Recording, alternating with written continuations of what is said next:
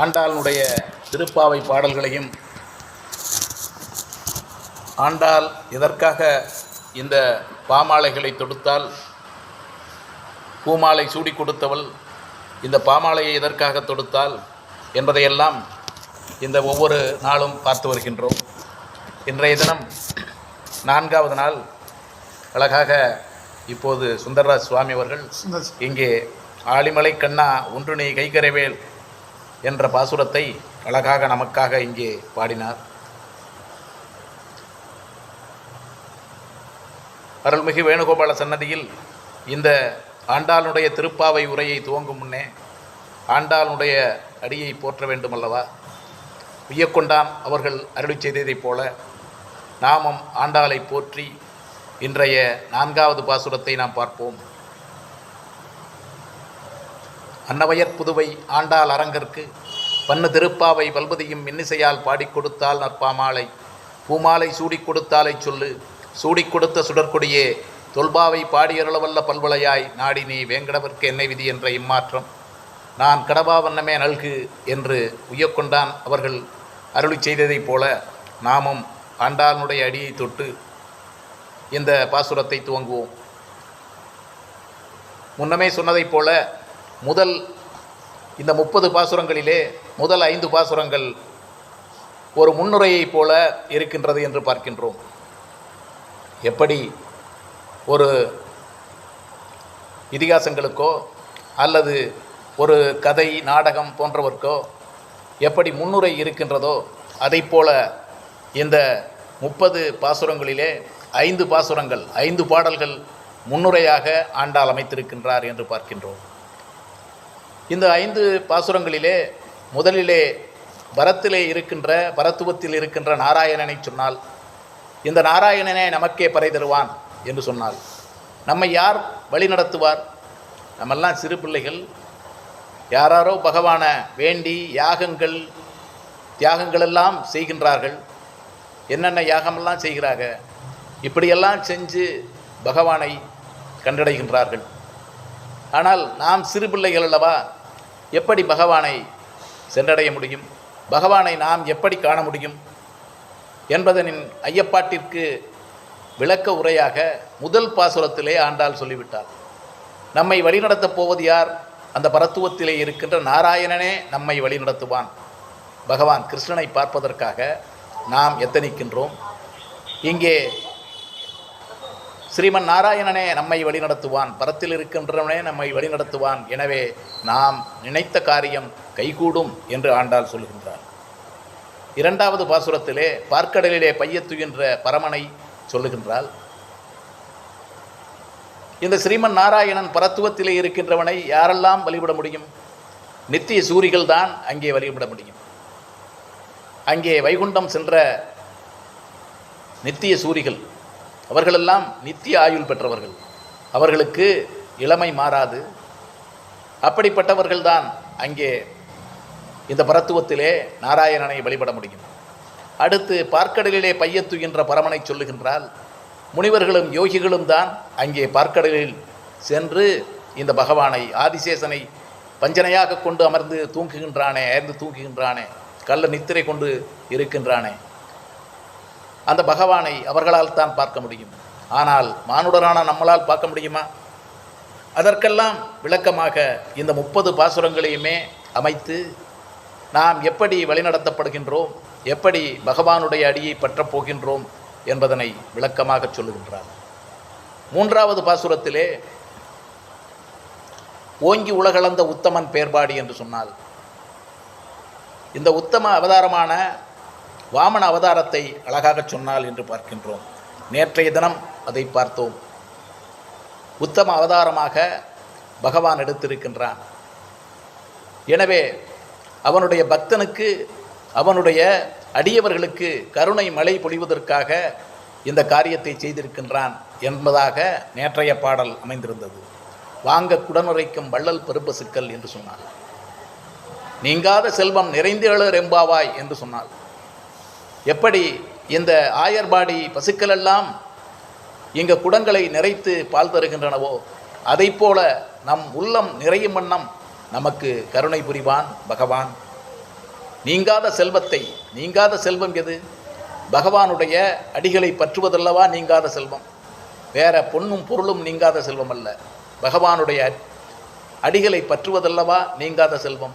அதை நிச்சயம் நமக்கு செய்வான் இந்த ஸ்ரீமன் நாராயணன் என்று இந்த முந்தைய 3 பாசுரங்களிலே அழகாக ஆண்டாள் சொல்லுகின்றார். இன்றைய பாசுரம், இந்த பாசுரம் என்ன அப்படின்னு கேட்டால், நேற்று சொல்லியாச்சு, நாராயணன் நமக்கு வழி தருவான், நம்மை வழிநடத்துவான், இந்த நோன்பு இருப்பதற்கு என்னென்ன தேவைகள் என்று 2வது பாசுரத்திலே சொல்லியாச்சு. எப்படி நோன்பு இருக்கப் போகின்றோம் என்று, நெய்யுண்ணோம் பாலுண்ணோம் நாட்காலே நீராடி மையிட்டெழுதோம் மலரிட்டு நாம் முடியோம் செய்யாதன செய்யோம் என்றெல்லாம் 2வது பாசுரத்திலே அழகாக சொன்னால், 3வது பாசுரத்திலே ஓங்கி உலகளந்த உத்தமன் பேர்பாடி நமக்கு என்ன ரிசல்ட் நமக்கு கிடைக்கப் போகுது, நமக்கு என்ன பயன் கிடைக்கப் போகின்றது. இங்கே ஓங்கு பெருஞ்சன்னல் ஊடு கையழுகுல பூங்குவளை போதில் பொறிவண்டு கண்படுப்ப தேங்காதே புக்கிருந்து சீர்த்த முளை பற்றி பாங்க குடம் நிறைக்கும் வல்லல் பெரும்பசுக்கள் நீங்காத செல்வம் நிறைந்த எவ்வளோரெம்பாவார் என்பதாக அழகாக நேற்றைய பாசுரத்தை சொன்னால், இப்படி நமக்கு இந்த பயனெல்லாம் கிடைக்கப் போகின்றது என்று சொன்னவள் நேற்று இந்த மாதம் மும்மாறி பொழிகின்றது என்று சொன்னாள். மாதம் மும்மாறி பொழிந்து எங்களுடைய இந்த உலகம் செழித்து வளர்கின்றது என்பதனை சொன்னாள். சரி, சொல்லியாச்சு. இந்த மழை எப்படி பெய்ய வேண்டும் என்று சொல்ல வேண்டும் அல்லவா? இந்த பர்ஜன்ய தேவனுக்கு நாம் ஆணையிட வேண்டும். அதே போல இந்த வருண பகவானுக்கு மழை எப்படி பொழிய வேண்டும் என்பதனை அழகாக இந்த 4வது பாசுரத்திலே சொல்லுகின்றார். எதற்காக மழை பொழிய வேண்டும்? இந்த மார்கழி மாதத்திலே நாங்கள் நோன்பு இருந்து பகவானை வழிபடப் போகின்றோம். அன்று பகவான் கிருஷ்ணனாக அவதரித்த போது யமுனையாற்றங்கரையிலே எப்படி காத்தியாயினி தேவியை வேண்டி இந்த கோபியர்களெல்லாம் நின்றார்களோ, அதை போல இந்த சிறுவில்லிபுத்தூரிலே அவதரித்த நாங்கள் இங்கே பகவானை வேண்டியிருக்கின்றோம். திருமுக்குளத்தை யமுனையாற்றங்கரையாக கொண்டு அங்கே நாங்கள் பாவைக்களம் அமைத்து பகவானை வழிபடுகின்றோம். இதுக்கு நீ என்ன செய்யணும்? இந்த வருண பகவான் என்ன செய்ய வேண்டும்? இங்கே இருக்கின்ற நீர்நிலைகளை எல்லாம் பெருக்கிவிட வேண்டும் அல்லவா? நீர்நிலைகள் பெருகினால் அல்லவா நாங்கள் இந்த மார்கழியிலே நீராடி மனதார நீராடி குளிர நீராடி பகவானை வழிபட முடியும். நாங்கள் உள்ள தூய்மையாக இருக்கின்றோம் என்று 2வது பாடலிலே சொல்லிவிட்டால், நெய்யுண்ணோம் பாலுண்ணோம் நாட்காலே நீராடி மையிட்டெழுதோம் என்று, அதே போல உடலை தூய்மைப்படுத்தி பகவானை வழிபட செல்ல வேண்டும் அல்லவா? நாட்காலே என்று சொன்னால் எப்படி? இந்த பிரம்ம முகூர்த்தம் என்று சொல்லக்கூடிய 4 to 6 மணி இருக்கின்றதே, அந்த வேளையிலே நாங்கள் நீராடி பகவானை வழிபட வேண்டும் அல்லவா? அப்படி இருக்கும்போது இந்த வர்ண பகவான் என்ன செய்ய வேண்டும்? நீர்நிலைகளை உயர்த்த வேண்டும் அல்லவா? இங்கே இருக்கக்கூடிய நீர்நிலைகள் எல்லாம் நிரம்பி வழிந்தால் அல்லவா பகவானுடைய கருணை பொழிவதைப் போல பொங்கினால் அல்லவா எதிர்பொங்கி மீதளிப்ப என்று சொன்னாலே, அதை போல இந்த குளங்கள் குட்டைகள் எல்லாம் நீர்நிலைகள் எல்லாம் மிகுதியாக நீர்நிலைகள் அங்கே செழுமையாக இருந்தால் அல்லவா, நீர்நிலைகள் நிரம்பி இருந்தால் அல்லவா நாங்கள் மார்கழியில் நீராடி மகிழ முடியும், பகவானை வழிவிட முடியும் என்பதற்காக ஆண்டாலும் சக தோழிகர்களும் வர்ண பகவான் எப்படி செய்ய வேண்டும், எப்படி மழை பொழிய வேண்டும் என்பதனை அழகாக இந்த பாசுரத்திலே சொல்லுகின்றார். ஆழிமலை கண்ணா ஒன்று நீ கைகரவேல், ஆழியுள் பூக்கு முகந்து கோடார் தேறி, ஊழி முதல்வன் உருவம் போல் மெய்கருத்து, பாலியந்தோளுடைய பத்மநாபன் கையில் ஆலிபோல் மின்னி வளம்புழி போல் நின்றதிர்ந்து, தாளாதே சார்ந்த முதைத்த சரமலை போல் வாழ உலகினில் பெய்திடாய், நாங்களும் மார்கழி நீராடி மகிழ்ந்தேடர் எம்பாவாய் என்று அழகாக சொல்லுகின்றார். ஆழிமலை கண்ணா, யார் இந்த கண்ணன்? இந்த உலகத்திலே 3 1 பகுதி தான் பூமியாக இருக்கின்றது, 3 பகுதி நீர்நிலையாக கடல் சூழ்ந்து இருக்கின்றது. அந்த கடலிலே தானே பைய துயில்கின்றான் இந்த பரமன். அப்படிப்பட்ட ஆழிமலை கண்ணா, இந்த மலையை தரக்கூடியவனும் நீயே, அதே போல இந்த நீர்நிலைகளை காக்கக்கூடியவனும், இந்த கடல் சூழ் இந்த உலகத்தை காக்கக்கூடியவனும் நீ அல்லவா? ஆழிமலை கண்ணா ஒன்று நீ கைகரவேல் என்று சொல்லுகின்றார். வர்ண பகவானே, நீ ஒன்றை செய்ய வேண்டும். என்ன செய்ய வேண்டும்? ஒரு முக்கியமான விஷயம் நம்ம இங்கே உணர வேண்டும். எப்படின்னா, இந்த 33 கோடி தேவர்கள் இருக்கின்றார்களே, இந்த தேவதைகள் எல்லாம், அஸ்வினி தேவதைகள் எல்லாம் எதை எதிர்பார்த்து இருக்கின்றார்கள்? பகவானுடைய கட்டளையை எதிர்பார்த்து இருக்கின்றார்கள். அப்போ அவனுடைய கட்டளைக்கு இணங்கி நடக்கக்கூடியவர்கள், அவர்களுடைய பக்தருக்கு வழிவிட்டு வேலை சேவகம் செய்யக்கூடியவர்கள்.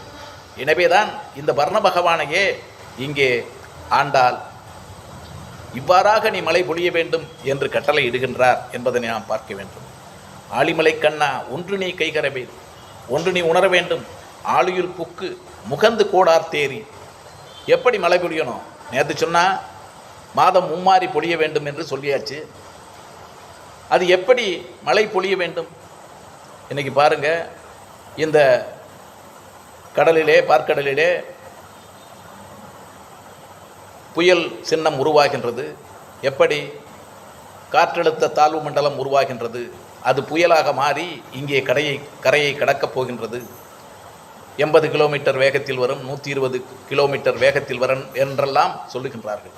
இன்றைக்கி பாருங்கள், ஒரு மாத காலமாக கடுமையான மழை பெய்து கொண்டிருக்கின்றது.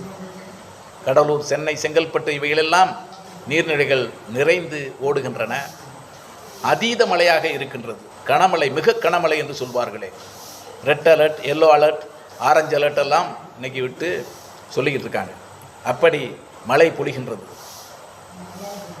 இப்போ நம்ம அந்த டிவியிலெலாம் பார்க்கலாம், இந்த புயல் சின்னம் உருவாகும் போது, காற்றழுத்தம் தாழ்வு மண்டலம் உருவாகும் போது எப்படி இந்த புயல் உருவாகின்றது, எப்படி நீர்நிலைகள் மழை பொழியப் போகின்றது என்பதனை நாம் பார்க்கலாம். பாருங்கள், கிட்டத்தட்ட இந்த 5000 ஆண்டுகளுக்கு முன்னாலேயே ஆண்டாள் ஸ்ரீவில்லிபுத்தூரில் அவதரித்த போது என்ன பெரிய ஞானியா இல்லை விஞ்ஞானம் தெரிந்தவளா? இந்த விஞ்ஞானத்திற்கு மேற்பட்ட ஒன்றை சொல்லி இருக்கின்றாளே. இன்னைக்கு ஏதாவது குறை சொல்ல முடியுமா? பாருங்க, ஆழியுள் புக்கு முகந்து கோடார் தேரி. நீ என்ன செய்யணும் வர்ண பகவானே? ஆழியுள், இந்த கடலிலே புகுந்து நீரை அள்ளி மேலே கொண்டு வர வேண்டும் என்று சொல்லுகின்றாள். இன்றைக்கி காற்றழுத்த தாழ்வு மண்டலம் நீங்கள் டிவியில் பார்த்தீங்கன்னா அது காமிக்கும்போது தெரியும். ஒரே சுழற்சி, கடலுக்கும் இந்த விண்ணிற்கும் ஒன்றாக தெரியும். என்னன்னு பார்க்க முடியாது, இடையிலே தெரியாது. சுழற்சி அப்படி இருக்கும் பாருங்கள்.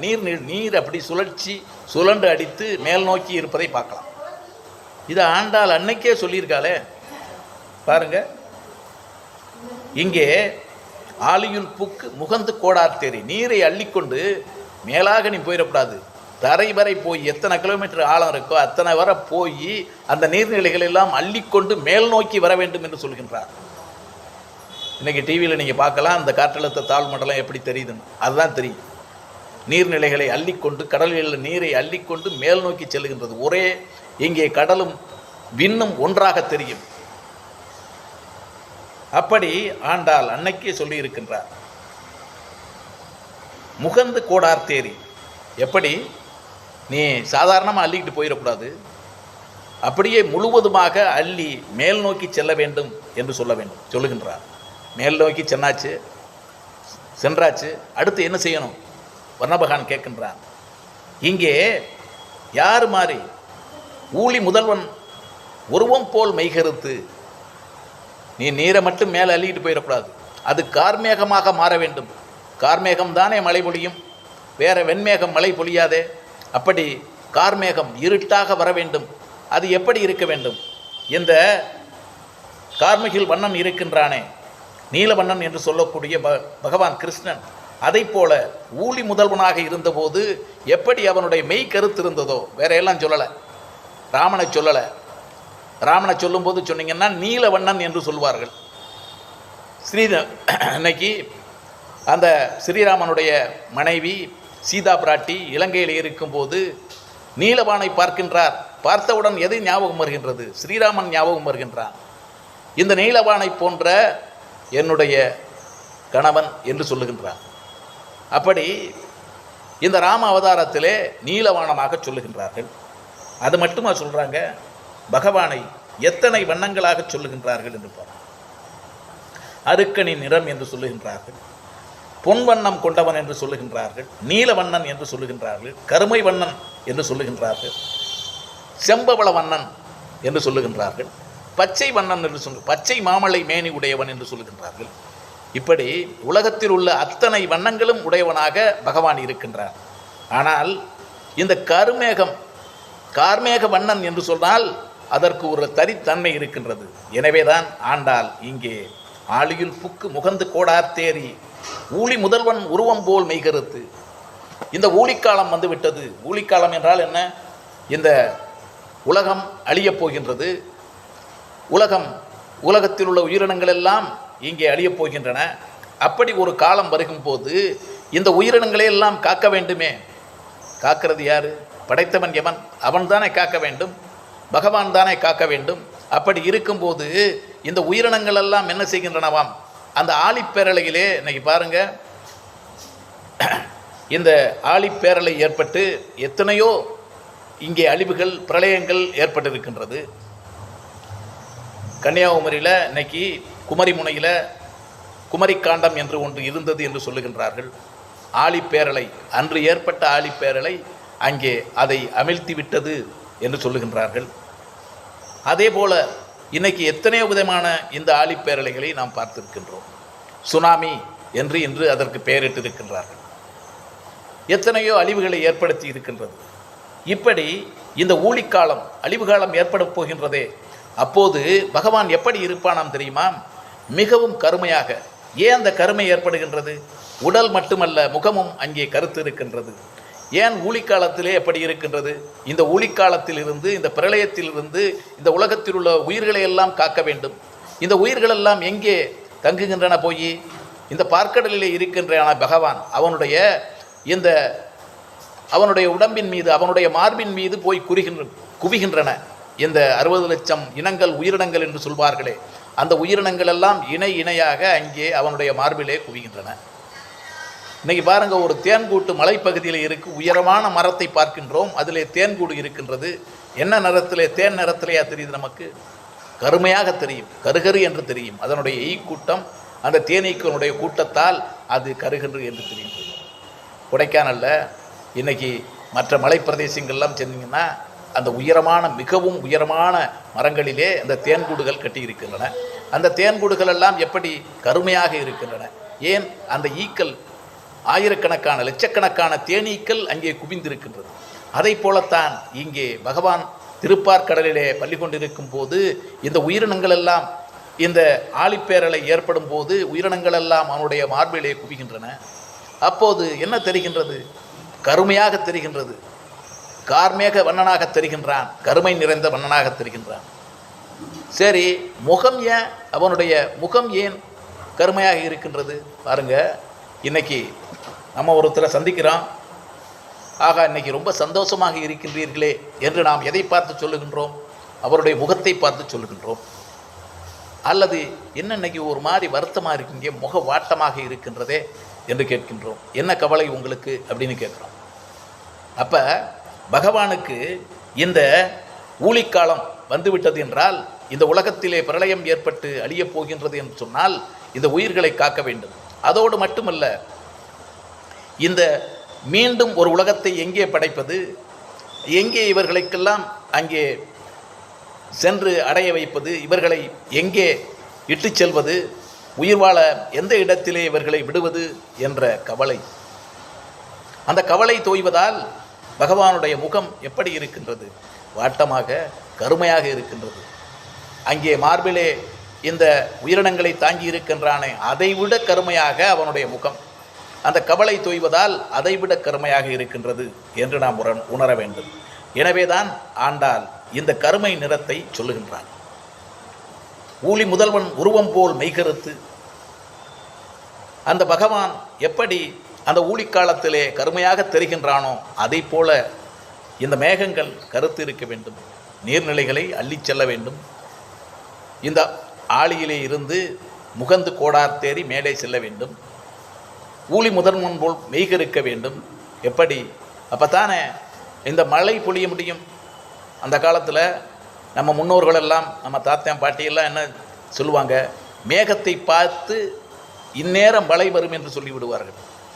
காலையில் மேகங்கள் கதிர் போல கிழக்கிலே எழுந்திருந்தால் அன்றைய தினம் மழை வரும் என்று சொல்லுவார்கள்.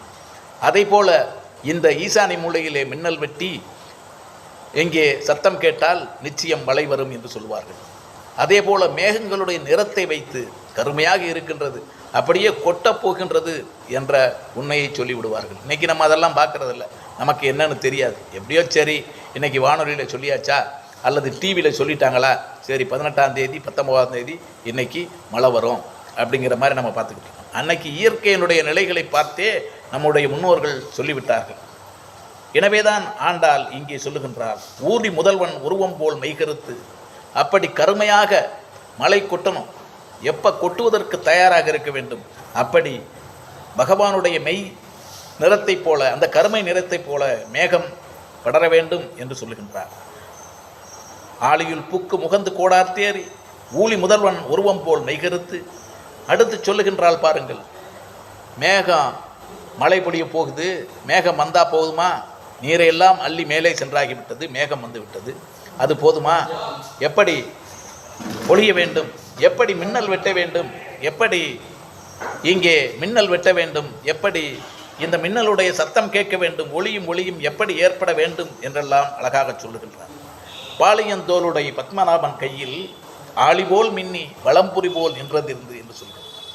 பாலியந்தோளுடைய பத்மநாபன் கையில், பத்மநாபன் என்றால் இந்த ஆலியை சொல்லியாச்சு, அடுத்த வரியில் பத்மநாதன் ஏன் இங்கே ஆண்டாள் சொல்லணும் அப்படிங்கிறத நம்ம யோசிக்கணும். ஏண்டா இந்த பத்மநாபன் தான் இந்த உலகத்தை படைத்தவன் என்று சொல்ல வேண்டும். ஏனென்று கேட்டால், பத்மம் என்று சொன்னால் அவனுடைய இந்த உந்தி இருக்கின்றதே வகிற்று பகுதி, அந்த தொப்பிலிருந்து மலர்ந்த அந்த தாமரையில் பிறந்தவன் தான் பிரம்மன். பிரம்மன் தான் இந்த உலகத்தை படைத்தான், அந்த உலகத்தோட மக்கள் உயிரினங்களை எல்லாம் படைத்தான்னு சொல்கின்றான். ஆனால் பிரம்மனையே படைத்தது யார்? பகவான் அல்லவா? யாரு? இந்த பத்மநாபன். அப்போ உந்தி கமலத்தான் என்று சொல்வார்கள் பத்மநாபன். அதனால தான் இங்கே ஊழிக்காலத்தை சொல்லிவிட்டால் ஆண்டாள், மீண்டும் இங்கே உலகம் பிறக்க வேண்டும், தலைக்க வேண்டும் அல்லவா? அப்போ யாரை சொல்லணும்? வேற யாரையும் ராமனையோ அல்லது கிருஷ்ணனையோ யாரையும் சொல்ல முடியாது. அதனால தான் இங்கே என்ன சொல்லுகின்றாள் ஆண்டாள்? பத்மநாபன் என்று சொல்லுகின்றாள். அப்படிப்பட்ட பத்மநாபன் கையிலே மின்னக்கூடிய ஆளி. இங்கே ஆளின்னு சொல்கிறது என்ன? சுதர்சன சக்கரம். இந்த சக்கரத்திற்கு மாபெரும் சக்தி உண்டு. என்னென்ன சக்தி? அதாவது சுதர்சன் என்று சொல்லக்கூடிய இந்த சக்கரம், இந்த சுதர்சன சக்கரம் சூரியனை கூட மறைக்கக்கூடியவன். பகவானுடைய அருளாலே சூரியனை கூட மறைக்கக்கூடியவன். அவ்வளவு பெரிய சக்தி வாய்ந்தவன் தான் இங்கே இந்த பகவான் கையில் இருக்கின்ற அந்த சுடர் ஆளி என்று சொல்லக்கூடியது. இன்னைக்கு பாருங்க, பகவான் கிருஷ்ணனாக அவதரித்த போது இந்த பஞ்சபாண்டவர்களுக்காக துணை நிற்கின்றான் என்று பார்க்கின்றோம். துரியோதனர்களுக்கு எதிராக அங்கே போர் புரிகின்றான் என்று பார்க்கின்றோம். இப்படியான சூழ்நிலையிலே இந்த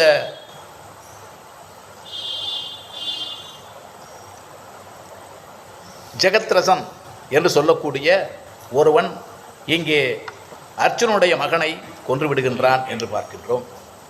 அதனாலேயே இந்த ஜெகத்ரதனை கொல்ல வேண்டும் என்று அர்ஜுனன் மீண்டும் எண்ணம் கொள்கின்றான், சபதம் எடுக்கின்றான். நான் நாளைய பொழுது இந்த கதிரவன் கீழே மறையும் முன்னே, ஏன்னா அந்த காலத்தில் போர் தர்மம்னு ஒன்று இருந்துச்சு. என்ன தர்மம்? சிறியவர்களை தாக்குவது இல்லை, பெண்டீர் சிறியவர்கள் இருக்கும் இடத்தில் போர் புரிவதில்லை, பொம்பளைகளோ அல்லது சிறுவர்களோ இருக்கும் இடத்துல போர் செய்ய மாட்டோம். அதே போல் புறமுதுகிட்டு ஓடுபவர்களை தாக்க மாட்டோம். இப்படியான தர்மங்கள் இருந்தது. அதே போல் இந்த அந்தி சாயும் வேளை சூரியன் எப்படி மறைகின்றதோ அந்த நேரத்திற்கு பின்னால் இங்கே வில்லெடுத்து போர் புரிவது இல்லை. இப்படியான தர்மங்களை கொண்டுதான் இந்த மகாபாரத யுத்தமெல்லாம் நடந்தது என்று பார்க்கின்றோம். அப்படி இருக்கும்போது இவன் சபதம் எடுக்கின்றான், அபிமன்யுவை இந்த கொன்றவனை நான் என்ன செய்வேன்? ஜெகத்ரதனை நாளைய தினம் இந்த சூரிய அஸ்தமனத்திற்கு முன்னாலே கொன்று விடுவேன் என்று சொல்லுகின்றான். இதை தெரிந்து தர்ம பாருங்க, அதுதான் தர்மனுக்கு ஒரு பெரிய சிறப்பு. தர்மம் என்ன சொல்கிறேன், என்னடா அப்படி இது பண்ணிட்டேன். அந்த ஜெகத்ரதன் யார்? இந்த துரியோதனுடைய சகோதரியினுடைய கணவன் அல்லவா? அப்படின்னா இவனுக்கு என்ன வேணும்? இவனுக்கு மச்சினன், துச்சலையனுடைய கணவன். அப்போ இவனுக்கும் தர்மனுக்கும் இந்த பஞ்சபாண்டவர்களுக்கும் அவனும் மச்சினன் தானே. தங்கையினுடைய கணவனை இழந்து தங்கையை நிற்கதையாக ஆக்கிவிடக்கூடாது என்று தர்மன் எண்ணுகின்றான். பாருங்கள், மயனை கொன்னது கூட அவனுக்கு பெருசாக தெரியல. இந்த மச்சனனை கொன்றக்கூடாது, தங்கையை நிற்கதியாக ஆக்கிவிடக்கூடாது என்று எண்ணுகின்றான். எனவே தான் என்ன செய்கின்றான், இரவோடு இரவாக இந்த பீமனுடைய மகனிடம் சொல்லி அங்கே இந்த தகவலை சொல்லி வந்து விடு. அர்ச்சுனன் இப்படியாக சபதம் எடுத்து விட்டான். எனவே இந்த ஜெயத்ரதனை எங்காவது ஒளித்து வைக்க சொல் என்று சொல்லுகின்றான். போய் இந்த நியூஸ் அங்கே சொல்லியாச்சு. ஜெயத்ரதனை என்ன செய்கின்றான் துரியோதனை, நீ நாளைக்கு பகல் பொழுதிலிருந்து எங்கேயும் வெளியே வந்துடாத அப்படின்னு சொல்லி ஒரு நிலவரை ஏற்படுத்தி, அதாவது பூமிக்கு அடியிலே குழியை தோண்டி அங்கே இருக்க செய்கின்றான். நீ சூரியன் அஸ்தமனமாகும் வரை வெளியே வந்து விடாதே என்று சொல்லுகின்றான். மறுநாள் போர் நடக்கிறது. அர்ச்சுனை எங்கெங்கெல்லாம் தேடி பார்க்குறேன், இவனை கண்டுபிடிக்க முடியலை. எங்கேயோ ஒளிச்சு வச்சாச்சுல, தர்மன் சொல்லிட்டேன், அதனால் ஒளிச்சு வச்சாச்சு. இவனுடைய உயிருக்கு ஆபத்துன்னு பகவான் கிருஷ்ணன் பார்க்கின்றான். என்னடா அப்படி சபதம் ஏற்றுட்டேன், சபதத்தினுடைய முடிவு என்ன? ஒருவேளை இந்த ஜெகத்ரதனை கொல்லவில்லை என்றால் நான் இறப்பேன் என்று சொல்லிவிட்டேன், நான் தற்கொலை பண்ணிக்கிறேன் அப்படின்ட்டேன். போச்சே, நாம் என்னென்ன திட்டம் போட்டு இந்த அவதாரம் எடுத்தோமோ அதெல்லாம் சீர்குலைத்து விடுவான் போலையே அப்படின்னு நினச்சி என்ன பகவான் எண்ணுகின்றான். பார்க்குறேன், அந்தி சாயப்போடிய நேரம் வருகின்றது, மதியத்துக்கு மேலே ஆயிடுச்சு, எப்படியாவது இவனை கொன்னாகணுமே. பகவானுக்கு தான் தெரியும்ல எங்கெங்கே எந்த உயிரினம் இருக்கின்றது, இவன் அங்கே ஒளிந்திருப்பது பகவானுக்கு தெரியும். எனவே தான் என்ன செய்கின்றான், அந்த சூரியனை மறைக்க வேண்டும் என்று சொல்லி தன்னுடைய சுதர்சன சக்கரத்தை தன்னுடைய கையிலிருந்து விடுவித்து அந்த சூரியனை மறைக்கின்றான். மறைத்தவுடன் என்ன ஆகின்றது, ஒருவேளை இந்த அந்தி வேளை வந்துவிட்டதோ, சூரியன் மறைந்து விட்டானோ என்று சொல்லி என்ன செய்கின்றான், இந்த ஜெகத்ரதன் வெளியே வருகின்றான். வெளியே வந்தவுடன் அர்ச்சுனனை அங்கே அம்பெய்தச் செய்கின்றான் என்று பார்க்கின்றோம். அப்படியாக இந்த ஜெகத்ரதனுடைய உயிரை மாய்க்கின்றான். அப்போ இந்த உலகத்திலே பிரம்மாண்டமாக இருக்கக்கூடிய இந்த சூரிய கிரகணங்களையே மறைக்கக்கூடிய ஒரு கிரகணமாக பகவானுடைய இந்த ஆளி அங்கே போய் மறைக்கின்றது, சுதர்சன சக்கரம் மறைக்கிறது என்பதனை பார்க்கின்றோம். பகவான் நினச்சா எதையும் செய்ய முடியும். அப்போ இவனுடைய இந்த ஆளி எப்படி மின்னக்கூடியதாக இருக்கின்றது, எத்தனையோ சூரியங்களுடைய பிரகாச ஒளியை உடையதாக இந்த ஆளி இருக்கின்றது, இந்த சுதர்சன சக்கரம் இருக்கின்றது. அப்படி நீ மின்னல் வெட்ட வேண்டும் என்று ஆண்டாள் சொல்கின்றார். இங்கே கடலுக்குள்ளே புகுந்து நீரை அள்ளி மேலே செல்ல வேண்டும், கருமேகமாக பகவானுடைய வண்ணம் போல கருமேகமாக இருக்க வேண்டும். அதே போல் மின்னல் எப்படி வெட்ட வேண்டும், ஈசானி முனையில் இன்னைக்கு வந்து மேகம் கூடியிருக்கு, அப்போ மின்னல் வெட்டணும்ல, அப்போ மின்னல் எப்படி வெட்டணும் அப்படிங்கிறதுக்கு இங்கே ஆண்டாள் அழகாக சொல்லுகின்றார்.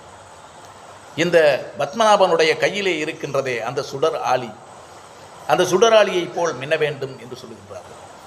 இன்றைக்கி பார்த்திங்கன்னா இந்த பத்மநாபன் கோயில் இருக்கக்கூடிய அந்த கேரளத்திலே இன்றைக்கி எத்தனையோ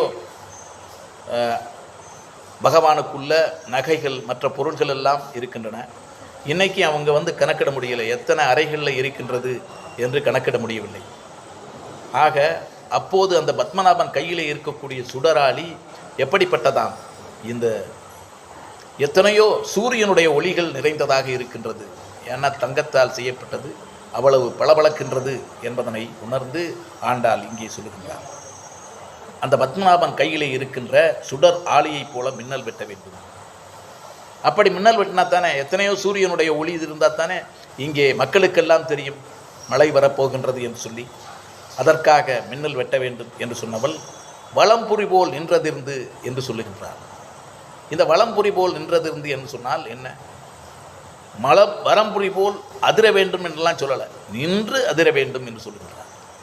வலம்புரி என்ன, பகவானுடைய கையிலே இருக்கக்கூடிய பாஞ்சசன்யம் என்று சொல்லக்கூடிய அந்த சங்கு, பகவானுடைய சுடராளிக்கு எவ்வளவு இங்கே தன்மை இருக்கின்றதோ அதை போல இந்த வலம்புரி சங்கிற்கும் இங்கே மகிமை உண்டு என்பதனை பார்க்கின்றோம். பஞ்சபாண்டவர்களுக்கும் துரியோதனர்களுக்கும் அங்கே மகாபாரத யுத்தம் நடக்கின்றது. யுத்தம் துவங்கப் போகின்றது. எத்தனையோ இங்கே சஞ்சயன் தூது, இவர்களெல்லாம் தூது போய் விட்டு விட்டார்கள். உலோகன் தூது, இவர்களெல்லாம் தூது போய் எதுவும் நடக்கவில்லை. பகவானே தானே சென்று அஸ்தினாபுரத்திற்கு சென்று தூது செல்கின்றார்.